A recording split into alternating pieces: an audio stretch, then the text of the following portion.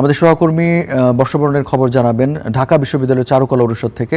আমাদের সাথে যুক্ত আছেন সহকর্মী আল কাসির, এবং আল কাসিরের কাছ থেকে জানতে চাইব, আল কাসির, আমরা দেখছিলাম প্রতিবেদনে যে বিভিন্ন বিশ্ববিদ্যালয়ে বিভিন্ন মোটিভ তৈরি করা হয়েছে, সেখানে কোথাও শোভা পাচ্ছে ঘোড়া বা ষাঁড়। আপনি চারুকলায় রয়েছেন, চারুকলায় কোনো মোটিভ তৈরি হয়েছে কিনা এবং সেটা কিসের মোটিভ?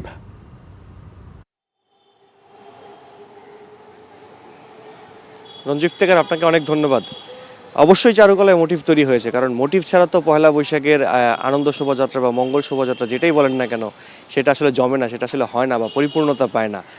চারুকলা ঢাকা বিশ্ববিদ্যালয়ের চারুকলা অনুষদে আজকে না, আরও আগে থেকেই বর্ষবরণের প্রস্তুতি শুরু হয়েছে।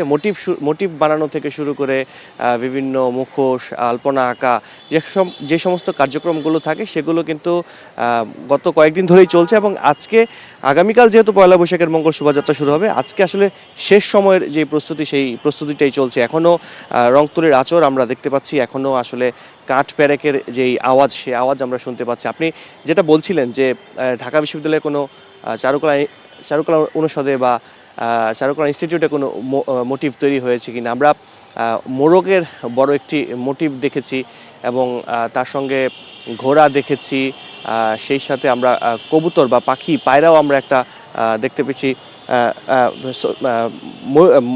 ময়ূরের মোটিভ আমরা দেখতে পেয়েছি, এবং সেই সাথে অন্যান্য মোটিভ আরও যেগুলো আছে, যেমন এবার হাতির একটা মোটিভ দেখা যাচ্ছে বা আমরা দেখেছি। সেই হাতির মোটিভটাকে একদমই প্রস্তুত করা হয়েছে, সেটি এখন শুধু আগামীকাল শোভাযাত্রায় অংশ নেওয়ার পালা বা অংশ নেওয়ার অপেক্ষা। এছাড়া আরও কিছু আমরা মোটিভ দেখেছি, সেগুলো পালকি দেখেছি, বড় একটি সেতার আমরা দেখেছি। তো সব মিলিয়ে কিন্তু এই যে বর্ষবরণের যে প্রস্তুতি, সেই প্রস্তুতি কিন্তু এখন একদমই শেষ পর্যায়ে।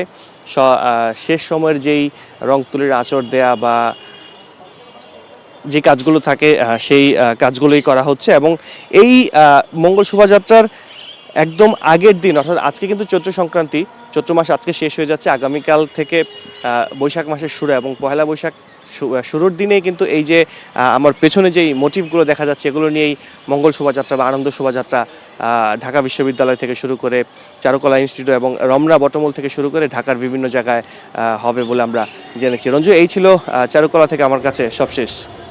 নিশ্চয়ই বৈশাখী শোভাযাত্রা, যেটা নতুন নাম দেওয়া হয়েছে, সেই শোভাযাত্রায় নিশ্চয়ই এই সমস্ত মোটিভ আমরা দেখতে পাবো। আল কাসির, আপনাকে ধন্যবাদ।